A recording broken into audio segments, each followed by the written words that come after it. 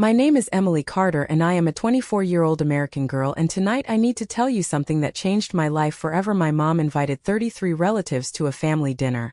And while everyone laughed, hugged, and celebrated, I was completely ignored. I stood in the kitchen doorway feeling invisible like a stranger in my own home.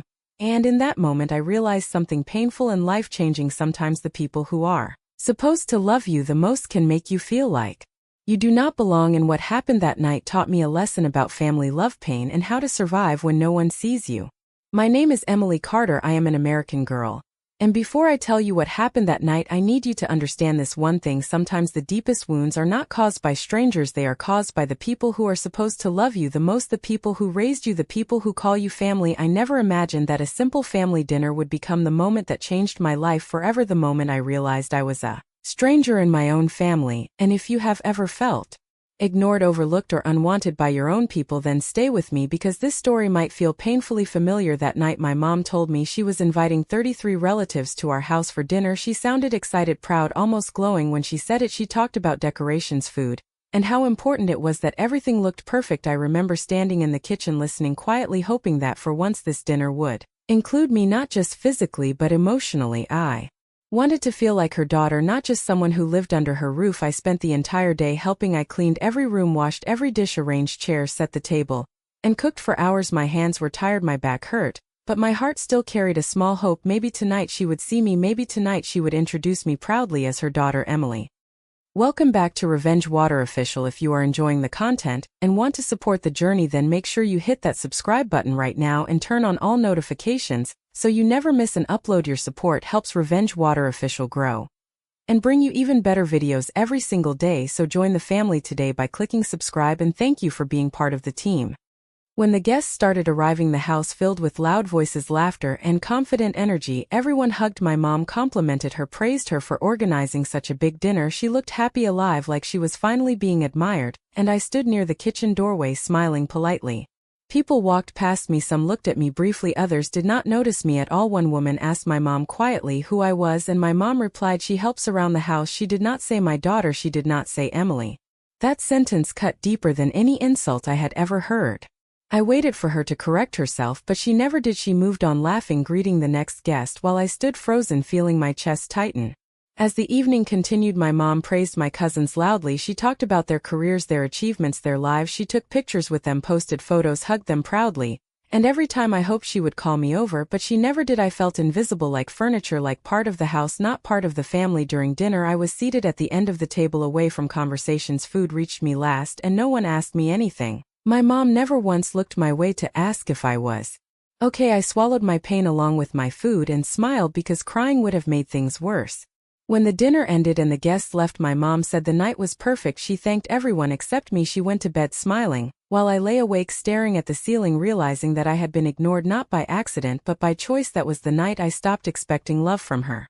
From that day my life changed quietly. I stopped sharing my dreams, I stopped asking for support, I stopped hoping she would notice me. I focused on myself. I worked 2 jobs while studying. I saved every dollar. I planned my escape. Months turned into years and I moved out without a celebration, without tears, without anyone stopping me. My mom did not ask why, she did not ask where I was going. She simply let me leave, like I was never important enough to fight for.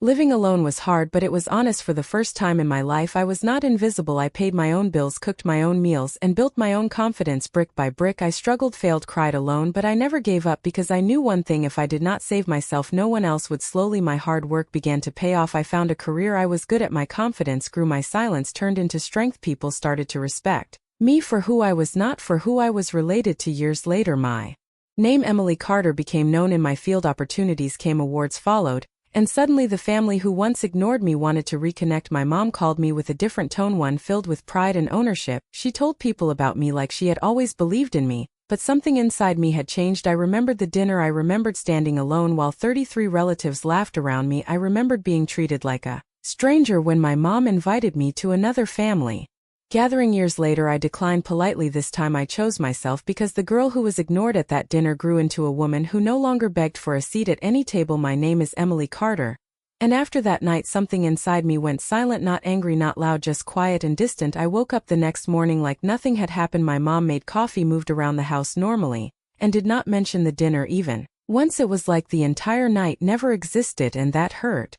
More than anything because it confirmed that my pain did not matter. Days passed, and I started noticing patterns I had ignored for years. Every time relatives called, she answered happily and talked proudly about everyone except me. Every time someone asked about her children, she spoke about others' achievements and skipped my name like it did not belong there. I realized the dinner was not an accident, it was simply a reflection of how she had always seen me. I stopped trying to please her, I stopped over-explaining my feelings, I stopped waiting for a miracle apology. Instead, I started working more hours, I picked up extra shifts, saved money quietly, and planned a future where my survival did not depend on her approval. Late at night after work, I would sit on my bed exhausted, scrolling through job listings, scholarships, opportunities, anything that could help me leave. I was scared, but the fear of staying invisible was stronger than the fear of being alone. My mom noticed the distance, but she did not ask why. She only complained that I was less helpful, less present, less available, and that confirmed everything. She missed the work, not the daughter. One evening she asked me why I was always tired. I told her I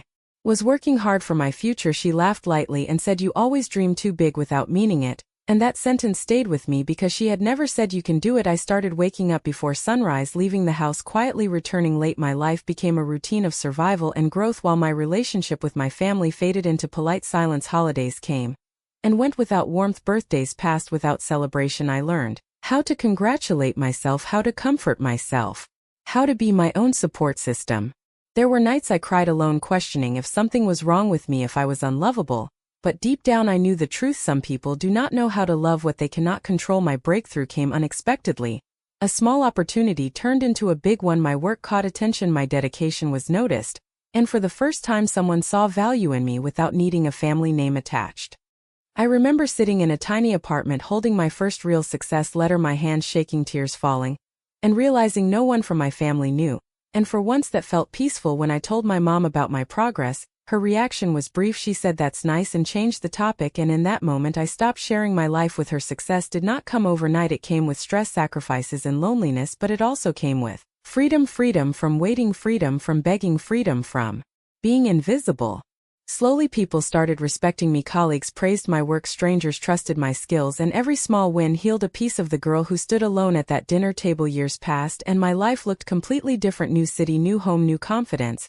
And then one day my mom called with a tone I had never heard before: pride, curiosity, interest. She asked about my work, my life, my plans. I answered politely but carefully because the wounds had healed but the scars remembered. She mentioned relatives asking about me, saying they were proud, and that word felt strange coming from her because pride was something she had never offered when I needed it most. She invited me to another family gathering, and for a moment the old Emily wanted to say yes, wanted to prove something, wanted to finally be seen, but the new Emily understood something powerful: being seen too late is not the same as being valued. I declined calmly without anger, and when the call ended I felt light.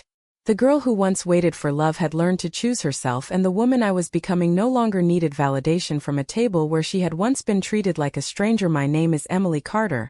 And by the time I declined that invitation, I finally understood something that took me years to learn: healing does not always come from apologies, sometimes it comes from distance and peace. I did not hate my mother, I did not wish her harm, I simply stopped expecting her to become someone she was.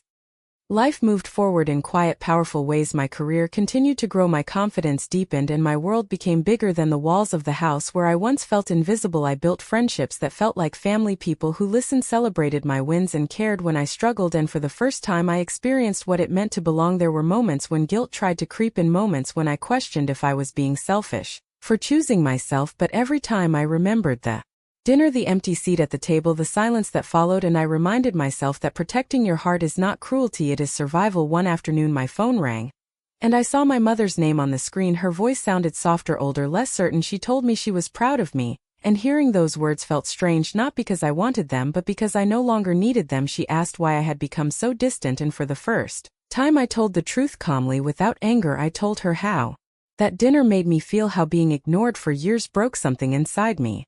There was a long silence, and then she said she never realized how much it hurt, and I believed her, but realization too late does not erase years of pain. I forgave her quietly, not for her sake but for mine. Forgiveness did not mean returning to the same place, it meant letting go of the weight I had been carrying. I did not attend family dinners, but I stopped feeling angry about them. I stopped measuring my worth by their invitations. I had my own life, my own table, my own sense of peace. Years later, when people ask me how I became strong, I tell them strength grows in silence, when no one is clapping, when no one is watching, when you choose to keep going Even when the people who should believe in you do not, I sometimes think about the girl I was standing in that kitchen doorway watching 33 relatives laugh around her, feeling like a stranger, and I want to tell her that one day she will be okay, more than okay, she will be free. Because being ignored by the wrong people led me to being seen by the right ones. And that is how my story ends, not with revenge, not with anger, but with self-respect, peace, and the quiet power of choosing yourself when no one else does.